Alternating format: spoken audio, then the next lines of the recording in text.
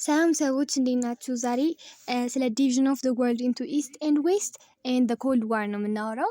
ማለትም ዓለማችን ሙሉ ለሙሉ ወደ ምስራቅና ምዕራብ የተከፈለችበት ጊዜ እንዲሁም ደግሞ ቀዝቃዛው ጦርነት ምን ይመስል እንደነበር እናያለን። የባለፈው ስለ ዩኤስኤ እና ዩኤስኤስአር ግሬተስት ፓወር መሆን ነበረ። ያላያችሁ ተመልሳችሁ እሱን ማየት ትችላላችሁ፣ ምክንያቱም ከሱ የቀጠለ ቪዲዮ ነው። At the end of the Second World War, nearly all the countries liberated from Nazi Germany and fascist Italian rule in Eastern and Central Europe became socialist or communists. These countries were Poland, Hungary, Yugoslavia, Bulgaria, Romania, Czechoslovakia, Albania, and Eastern Germany. ሁሉም በናዚ ጀርመን እና በፋሽስት ጣሊያን ተይዞ የነበሩ የኢስተርን እና የሴንትራል ዩሮፕ ሀገሮች ነፃነታቸውን አገኙ ከጦርነቱ በኋላ ማለት ነው። ምክንያቱም ጀርመኒ እና ጣሊያን በጦርነቱ ላይ ተሸንፈው ነበር። ስለዚህ በእጃቸው ስር የነበሩትም ሁሉም ግዛቶች ነፃ ወጡ እና ስቴቶቹ ግማሾቹ ሶሻሊስት መሆን ጀመሩ፣ ሌላ ደግሞ ዲሞክራቲክ ወይ ደግሞ እንትን ብቻ የራሳቸውን አቋም እየመረጡ ይመጣሉ እና እነዚህ በተይዘው የነበሩ በፋሽስት እና በናዚ ከዛ ግን ነፃነታቸው ካገኙት ሀገራት መካከል ደግሞ አሁን የጠቀስናቸው እነ ቡልጋሪያ፣ ሮማኒያ፣ ቼኮስሎቫኪያ፣ አልቤኒያ፣ ኢስተርን ጀርመኒ፣ ሃንጋሪ፣ ፖላንድ እነዚህ ናቸው። each of them took the official label of People's Democratic State ማለት እያንዳንዱ አሁን የጠቀስናቸው ሀገራት ስያሜያቸው ላይ ፒፕልስ ዲሞክራቲክ የሚል ሌብል ወይ ደግሞ ስያሜ ያለባቸው እና ሌተር ኔሽንስ ላይክ ቻይና ኦር ቤጂንግ፣ ኩባ፣ ኖርዝ ኮሪያ፣ ኖርዝ ቪየትናም ኢትሲ ጆይን ዘ ሶሻሊስት ግሩፕ ኦፍ ስቴትስ። ከዛ ግን ቀስ በቀስ አሁን ኩባ፣ ኖርዝ ኮሪያ፣ ቪየትናም፣ ኖርዝ ቪየትናም ማለት ነው፣ ቤጂንግ ወይ ደግሞ ቻይና የምንላቸው የሶሻሊስት የሆኑ ሀገሮች ሆኑ። ሶሻሊስት ማለት ቅድም እንደጠቀስ ነው የጋራ እድገት ያለበት ማለት ነው። The socialist states of the world made up the Eastern Bloc and they were led by the USSR, upon which most of the states relied for support and protection. ማለትም ብዙዎቹ በኢስት በኩል ያሉት ሀገሮች ሶሻሊስት ሆኑ ወይ ደግሞ የኢስተርን ብሎክ ሰሩና ከሩሲያ ጎን ሆኑ ማለት ነው። እና እነዚህ የጠቀስናቸው ሶሻሊስት ሀገሮች ማን ላይ ይመኩ ነበር ከተባለ ለፕሮቴክሽንም ለሰፖርትም የተንተራሱት ወይ ደግሞ ዲፔንድ የሚያደርጉት ዩኤስኤስአር ላይ ነበር ያለው። ምክንያቱም ዩኤስኤስአር ያኔ የሶሻሊስቶች መሪ ነበረች፣ በኢኮኖሚያም በጣም አድጋ ነበረ። However, later Yugoslavia and China shook off independence on the USSR, but the rest of the socialist states remained under the guidance of USSR. አሁን ቻይና እና ዩጎዝላቪያ ራሳቸውን መቻልና መበረታታት ከጀመሩበት ጊዜ በኋላ ከዩኤስኤስአር ጥላ ስር መሆን አቆሙና ራሳቸውን ችለው ፈንጥቀው ወጡ ማለት ነው። የቀሩት ሀገራት ግን አሁንም በሩሲያ ደጋፊነት ስር ወይ ደግሞ በሩሲያ ጥላ ስር ያሉ ሀገሮች ነበሩ። Why was the world divided into east and west? እና ዓለማችን ለምንድን ነበረ ወደ ኢስት እና ወደ ዌስት የተከፈለችው? The west was made up of the capitalist nations of the world. The major states in this camp were the USA and the United Kingdom or Britain, France, the Federal Republic of Germany, the West Germany, Canada, Italy. ማለትም ዓለማችን ወደ ዌስት እና ኢስት በተከፈለችበት ጊዜ በዌስቱ በኩል የነበሩት ሀገራት ካፒታሊስት ሀገራት ነበሩ እና ዋና ዋናዎቹ የካፒታሊስት ወይ ደግሞ በዌስት በኩል የሚገኙ ሀገራት ውስጥ አበይት የሚባሉት ካፒታሊስት ሀገሮች መካከል ዩኤስኤ የመጀመሪያዋ እንደሆነች ይታወቃል። ከዛ ብሪቴን ወይ ደግሞ ዩኬ አለች፣ ፈረንሳይ አለች፣ የጀርመን ፌዴራል ሪፐብሊክ አለ፣ ዌስት ጀርመኖች አሉ። ያኔ ጀርመን ከጦርነቱ በኋላ ወደ ኢስት እና ወደ ዌስት ራሳቸው ተከፍለው ነበር ከበርሊን ተከፋፍለው እና ዌስት ጀርመኒ ወይ ደግሞ ፌዴራል ሪፐብሊክ ኦፍ ጀርመኒ የካፒታሊስቱ አባል ነበረች። ካናዳ፣ ጣሊያን እነዚህ በሙሉ በዌስት በኩል ያሉ ወይ ደግሞ የካፒታሊስት ፖለቲካል አይዲያ አራማጆች ናቸው። The champions of the capitalist world was the USA. Thus the world was divided in two campaigns blocks known as the East and the West since the end of the Second World War. ምንድነው የዌስተርን ወርልድ ወይ ደግሞ ካፒታሊስት አራማጆቹ ዋና ሊደር ወይ ደግሞ ጥላውን የሚከተሉት የዩኤስኤ ነበረ። በዚህም አማካኝነት በአጠቃላይ የዓለም ሀገራት ለሁለት ኢስት እና ዌስት ብሎክ ተብለው ተከፈሉ። So there was a persistent struggle between the two to expand their ideology in a sphere of influences in the immediate ፖስት ዋር ፔሪድስ ልክ ጦርነቱ እንዳለቀ ወይ ደግሞ ጦርነቱ ካለቀ ቀጥሎ ያሉት ሁለትና ሶስት አስርት ዓመታት ማለት ነው። እያንዳንዱ ሀገራት የራሳቸውን አይዲዮሎጂ የሶሻሊዝም ወይ ደግሞ የካፒታሊዝም የራሳቸውን አስተሳሰብ በተለያዩ ኔሽኖች ለመዝራት ያላቸውን እንቅስቃሴ ኢንፍሉዌንስ ለማድረግ ሌሎች ሀገሮችን ጠንክረው ሲሰሩ ነበረ። Between the East and the West, the states of tension that come to be referred as the Cold War እና ይሄ በሶሻሊስት እና በካፒታሊስት ሀገራት መካከል ያለ ውጥረት ወይ ደግሞ እርስ በርስ ያላቸው በጦርነት በመሳሪያ አይደለም፣ ነገር ግን አይዲያ የራሳቸውን ሀሳብ ለማስፋፋት ያላቸው ውጥረት እና ቴንሽን በአጠቃላይ ኮልድ ዋር ተብሎ ይጠራል። What do you understand by the Cold War? እና ከኮልድ ዋር ምን አንደርስታንድ እናደርጋለን? As a leader of the socialist bloc, the USSR had all the Central and Eastern European states behind in the Cold War. በዩኤስኤስአር መሪነት የሚመሩ ብዙዎቹ የሶሻሊስት ሀገሮች ከሴንትራል እና ኢስተርን ዩሮፕ ውስጥ ያሉ ስቴቶች ናቸው። The socialist states of Europe were all under the rule of communist dictators. That means ሶሻሊስት የነበሩት የዩሮፒያን ሀገሮች ሁሉም በኮሚኒስት ዲክታተር ወይ ደግሞ በዩኤስኤስአር ስር የነበሩ ሀገሮች ነበሩ። European communist government shut off their peoples from the rest of the world. That was the reason why Winston Churchill of the Britain commented in 1946 saying that Iron Curtain was drawn between the European East and West. ማለትም በዩሮፒያን ኮሚኒስት የምንላቸው ሀገሮች ይሄ ሶሻሊዝምን የሚከተሉ ማለት ነው እራሳቸውን ከሌላኛው ዓለም አግልለው ነበር ወይ ደግሞ ተቆራርጠው ነበረ ማለት ነው። በዚህም የተነሳ በዛን ጊዜ የብሪቴን ፕሬዚደንት የነበረው ዊንስተን ቸርችል ይህንን ኮመንት አቅርቧል። ይሄ ኮመንት ርዕሱ አይረን ኩርቴን ይባል ነበረ። አይረን ኩርቴን ማለት ይሄ የሩሲያ መንግስት ህዝቦችን ወደ ዌስተርን ወደ አሜሪካ እንዲሁም ደግሞ ሌላ የካፒታሊስት ተከታይ ሀገሮች ውስጥ እንዳይገቡ ተከልክለው ነበር። ማለት በግዴታ ሳይሆን በቃ አንደኛው ህግ ነበር፣ ህዝቦችን የሚያቆራረጥ ፕሮሰስ ህግ ነበር። በዚህም የተነሳ የብሪቴኑ መንግስት የፕሬዚዳንት የነበረው ዊንስተን ቸርችል ይህንን የአይረን ኩርቴንን ኮመንት አድርጎ ነበር ወይ ደግሞ ሀሳብ አንስቶ ነበር ማለት ነው። መጽሐፋችን ስለ ኮልድ ዋር የሚያወራበት ፓርት ላይ በጣም የተንዛዛና በጣም ብዙ ጽሁፍ ነው ያለው። ስለዚህ አስፈላጊና ዋና ዋና የሚባሉትን ፖይንቶች በአጭሩ ነግራችኋለሁ። ስትሰሙ እንዳይጠፋባችሁ ከፈለጋችሁ ማስታወሻ እየያዛችሁ ስሙኝ፣ ምክንያቱም ዋናው የሚባሉትን ኮንሰፕቶች ብቻ አውጥቼ ስለምነግራችሁ ማለት ነው። So during the Cold War, it was an international political conflict, military tension, economic competition, propaganda, words war or ideological war between USSR lead, the Eastern Bloc, and the USA lead, the Western Bloc. ማለትም ኢንተርናሽናል የሆነ ግጭት ወይ ደግሞ አለመግባባት ነበረ። ማለትም የኢኮኖሚያዊ የሆነ የራስን አይዲያ የማስተላለፍ የተለያዩ ፖይዝነስ እና ፓወርፉል የሆኑ መሳሪያዎች እኔ እበልጣለሁ የሚሉበት ሀገር አንዱኛው ትልቅ ነገር ሲያመርት፣ ሌላኛው ደግሞ ከዛ የተሻለ ትልቅ ነገር የሚያመርቱበት እና በጣም ተፎካካሪ የነበሩበት ዘመን ነው። በጣም ብዙ ፕሮፓጋንዳዎች ይካሄዱ ነበረ። እንዲሁም ደግሞ የቃላት ጦርነት ነበረ። ኦፍኮርስ ፊዚካል የሆነ በወታደሮች መካከል የተካሄደ ጦርነት በሁለት ቦታ ላይ ነበረ። አንደኛው በስኮዝላቪያ እና ሌላኛው ደግሞ በበርሊን ነበረ። ይሁን እንጂ አብዛኛውን የኮልድ ዋር ኢፌክት በቃላት ጦርነት ያለቀ ነበረ። So to express through military coercion, army races space race, but there were a sort of army fighting between the two groups face to face, and the main causes of the war was the difference in principle between the communists and economists.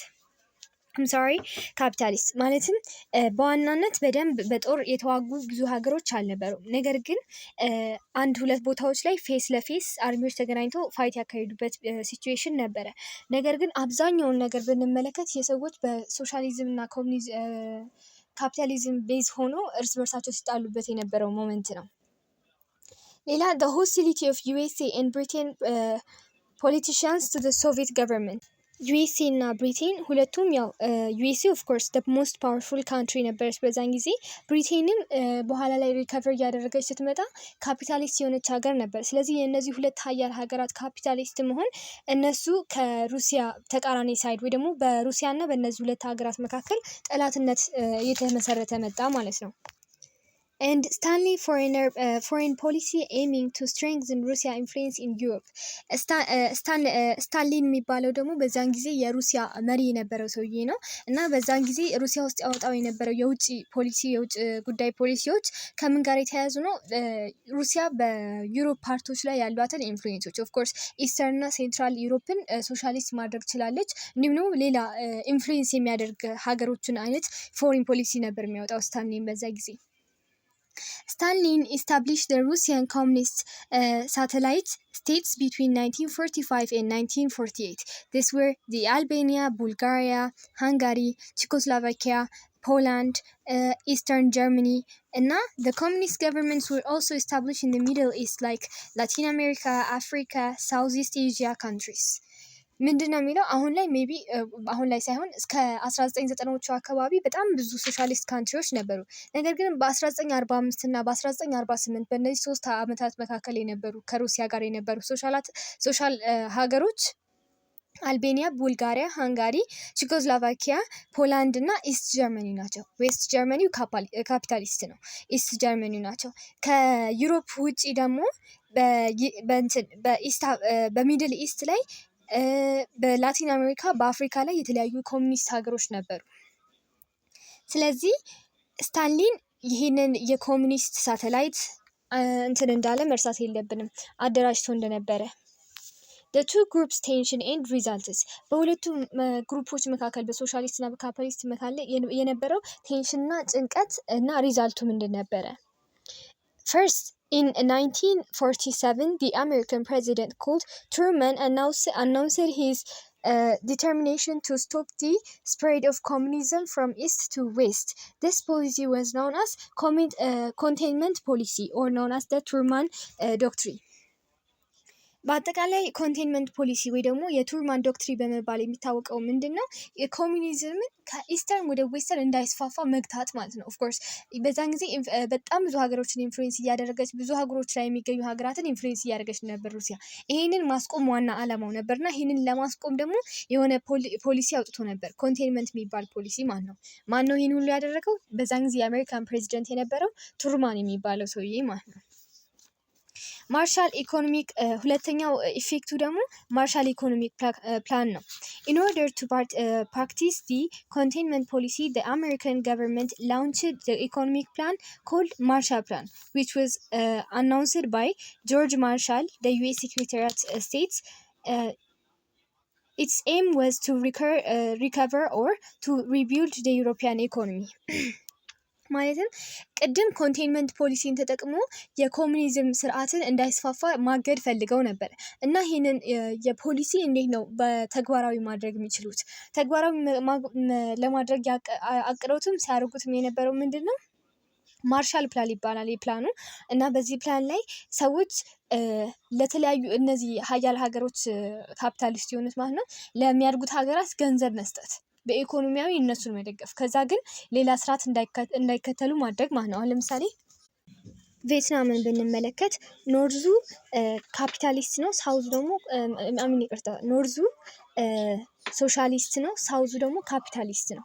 እና ለምን እንደዚህ ሆነ ከተባለ ለሳውዙ አሜሪካ የተለየ ጥቅም ትሰጣለች፣ ኢኮኖሚያቸውን ሪካቨር የሚያደርጉበት ገንዘብ ትሰጣቸዋለች።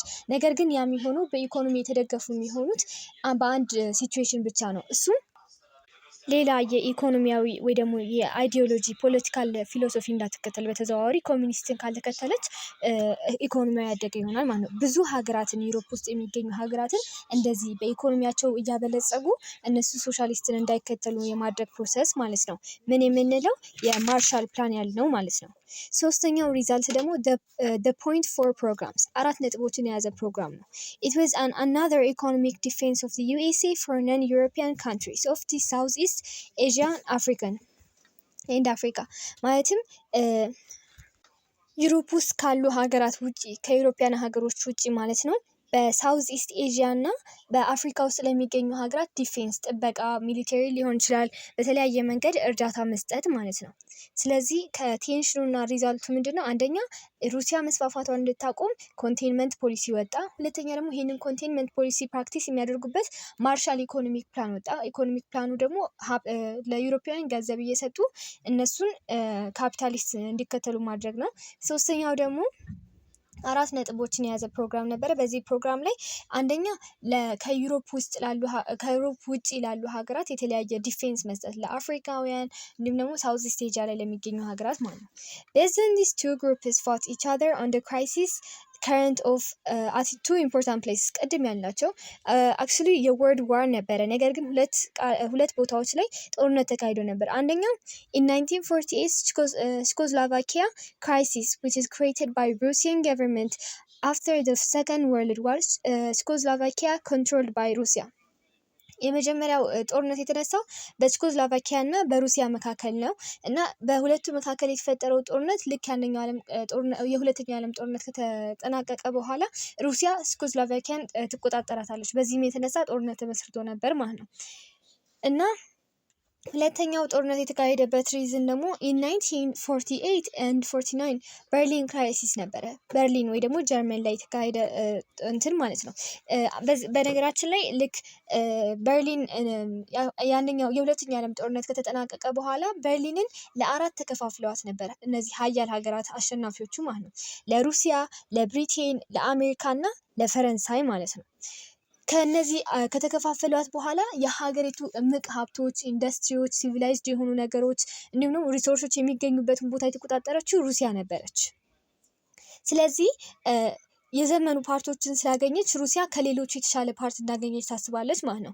which created by Russia government cut off the lands and the water routes leading to the sections Berlin under the Western powers ማለትም እሷ ሩሲያ ያለችበት ቴሪቶሪ የበርሊን የተለያዩ ወንዞችና ሪሶርሶች ያሉበት ነው። ስለዚህ ምን ታደርጋለች?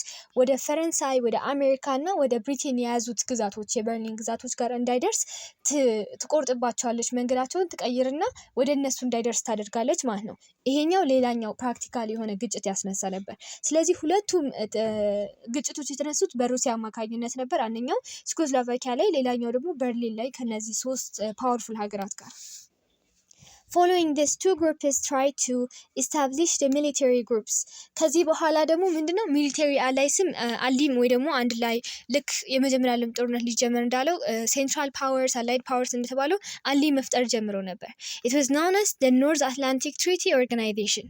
North Atlantic Treaty Organization ወይ ደግሞ ኔቶ የምንለው it was supported by SEATO South East Asia Organization and MEO Middle East Organization.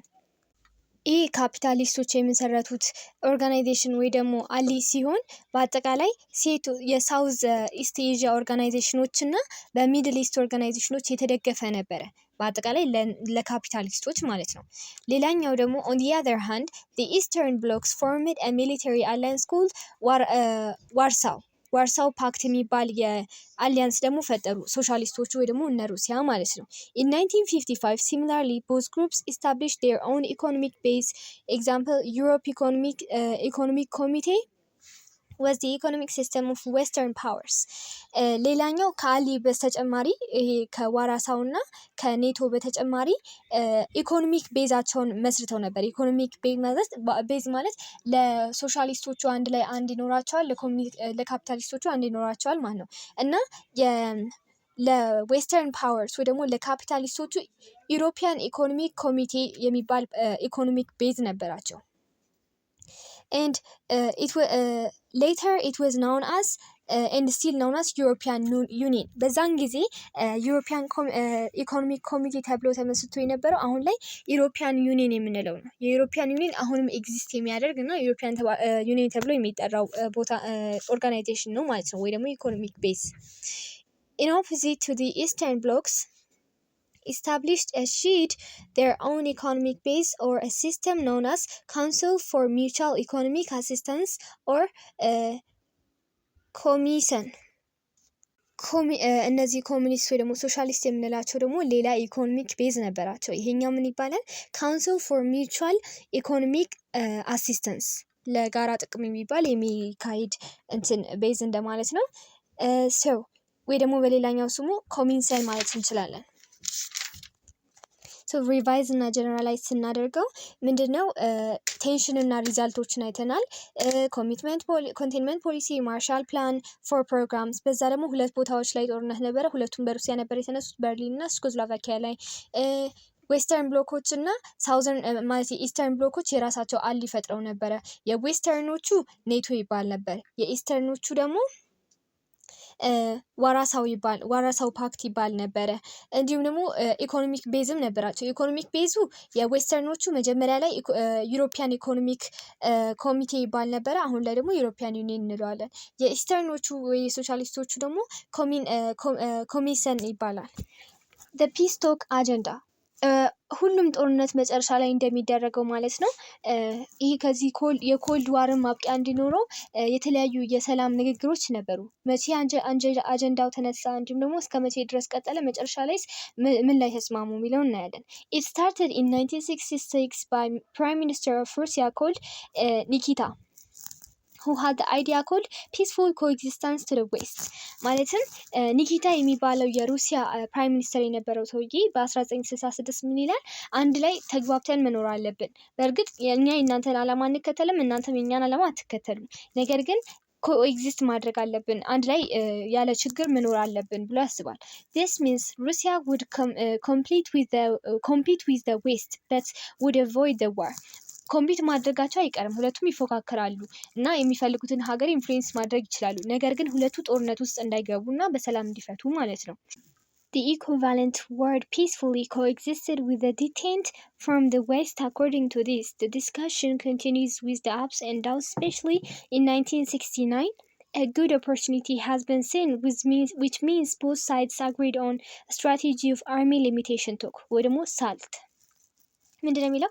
ይሄ ፒስፉሊ ኮኤግዚስት የማድረግ ሀሳቡ በሁለቱ መካከል የነበረውን ቴንሽን እና ይሄ ፍጥጫ እንዲረጋጋ አድርጎታል። ፕላስ ደግሞ ይሄ ወዲያውኑ የተካሄደና ፒስ የወረደበት ሳይሆን በመሀል ላይ ብዙ ውጣ ውረዶችን ፌስ ካደረገ በኋላ በ1990ዎቹ ላይ እንደሚፈጸም እናውቃለን ኮልድ ዋር። ስለዚህ ብዙ አፕሴንድ ዳውንስ ፌስ እያደረገ ቀጥሏል ማለት ነው እስከሆነ ጊዜ በኋላ እና በ1969 የዚህ ኢፌክት የፒስፉል ኮኤግዚስተንስ ኢፌክት ደግሞ ምንድነው? ሁሉም ሀገራት ፖይዝነስ የሆኑና ለሰው ልጆች የማይጠቅሙ መሳሪያዎችን ማምረት እንዲያቆሙና እንዲረጋጉ ተስማምተው ነበረ። ስለዚህ ይሄ ስትራቴጂያችን ደግሞ ስትራቴጂ ኦፍ አርሚ ሊሚቴሽን ቶክ ማለት ነው come to an end as a result of these two reasons።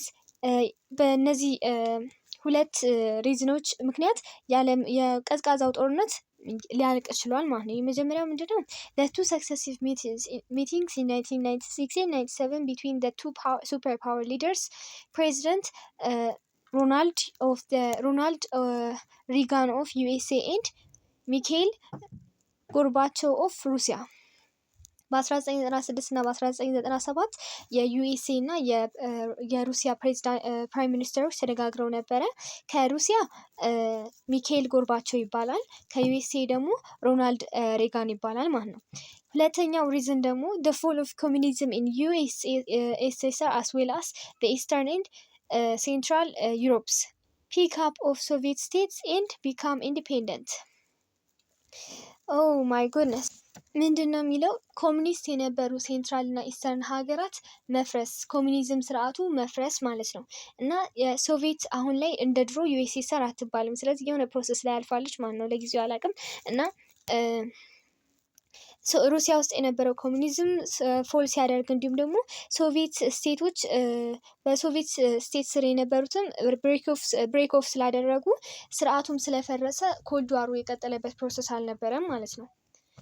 So what was the two major reasons for the ለኮልድ ዋር ማብቂያ ከተባለን አንደኛው በሮናልድ ሬጋን እና በሚካኤል ጎርባቾቭ መካከል ተደርገው የነበረው ሚቲንግ ነው። ሁለተኛው ደግሞ የኮሚኒዝም ስርዓት በዩኤስኤስአር እና በኢስተርን እንዲሁም ደግሞ በሴንትራል ዩሮፕ የነበረው የኮሚኒዝም ስርዓት መውደቅ ማለት ነው።